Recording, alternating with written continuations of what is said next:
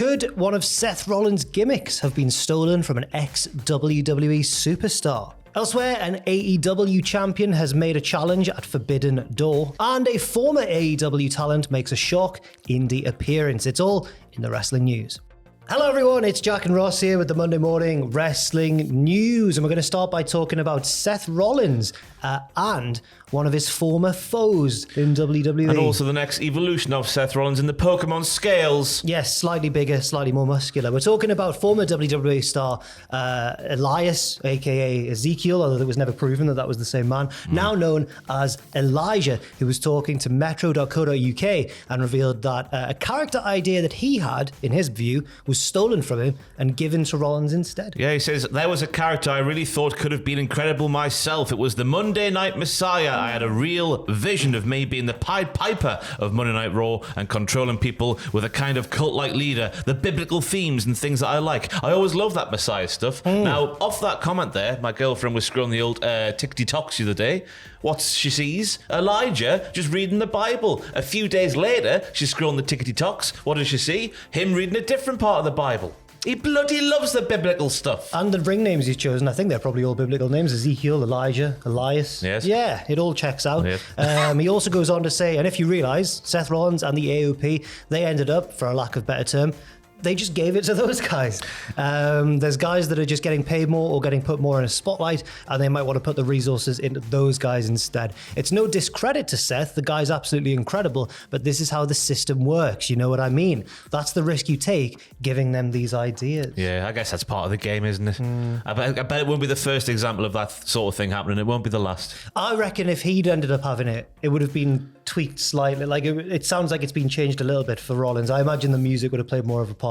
He said the Pied Piper of Monday Night Raw and that sort of thing, whereas Rollins had the suit and Buddy Matthews with him as well. Yeah. This is when they're trying to take out Rey Mysterio's eye during lockdown, that sort of Seth Rollins. But imagine just... They did take out his eye. Sorry, they did take out the eye. Not a ping pong ball, but the eye. It's grown back since then. It has grown back. But imagine just him with a little flute instead of like a guitar. Let's all walk with Elias. That would have been unbelievable. Give him the bell right now. Crossing the line now to AEW, because during Stardom's event at Kurikan Hall this weekend, Mina Shirakawa, who we've seen in AEW, she was in the ring when she received a video message on the big screen from AEW Women's Champion Toni Storm, who said she was aware that Mina Shirakawa had come to Mariah May's aid when Toni wasn't around. With that, Storm opened the Forbidden Door and challenged Mina to a match at Forbidden Door this month.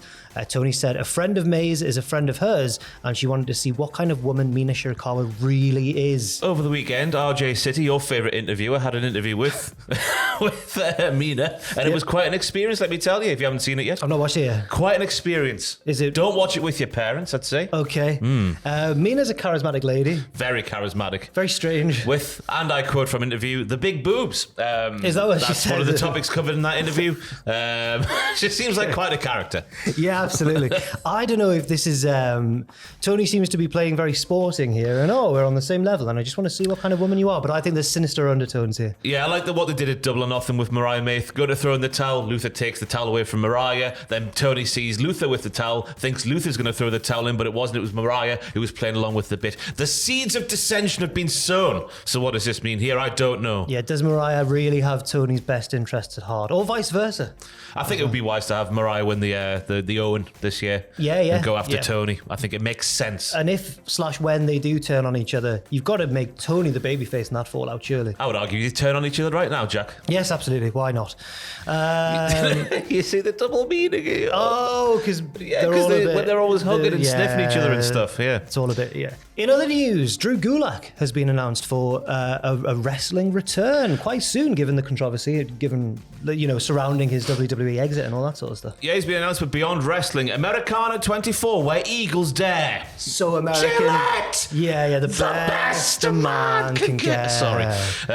Making his return to the company for the first time since 2016. Of course, Gulak recently departed from the WWE, not because he was released, but because his contract just expired at the right time in history for him to be leaving at a controversial moment in his career. Yeah, Triple H said in the post-Backlash press conference, didn't he, that they just hadn't extended his contract. But I suggest that that was very fortunate timing for WWE. Yes. And this is set to be Drew Gulak's first wrestling appearance since his WWE departure. And then, obviously, WWE opted not to re-sign Gulak, coming in the wake of claims backstage misconduct surrounding Gulak made by Ronda Rousey. Yes, and I don't need to go into details. It wasn't very nice to hear, was it? But No, it was weird, yeah. yeah, I don't know. As we say that he's making his wrestling return, I guess that's newsworthy because of how he left the company fairly recently. I'd be interested to see what sort of response he gets. It's going to possibly be an uncomfortable one. But, you know, it's wrestling. It's always very corny. They might try and channel that into real heat as opposed to go away heat and all that sort of stuff. And I guess, I'm not going to say fair play beyond wrestling, but remember when Velveteen Dream rocked up unannounced? Oh, God, I'm not saying yeah. either it's the same sort of thing, but, you know, at least they've put his name out there so people can decide whether they want to go and support a show like that or just turn their back on it now. Yeah, at least it's not as underhanded as that decision seemed to be. So there we go. We'll have more updates on whatever happens with Drew Gulak at cultaholic.com.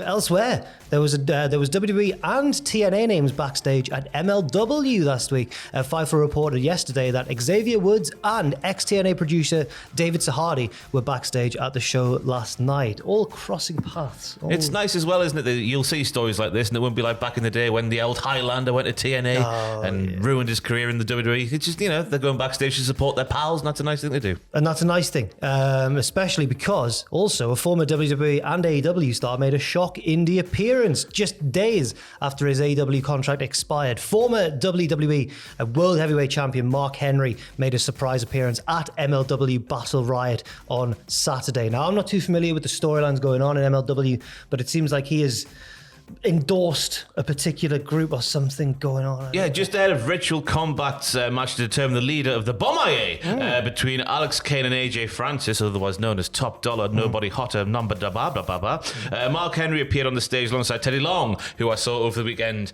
in the midst of massive table spots happening in the ring, fell asleep on the stage. I don't know if we can use it was like fine cam footage, if you want to put it in, but just there's Teddy Long fast asleep on the stage while there's table spots going on. He's getting on. He is getting on, bless his cotton socks. Anyway, after Alex Kane's win, Mark Henry and Teddy Long paid respects to Kane as he took the throne of Bomaye.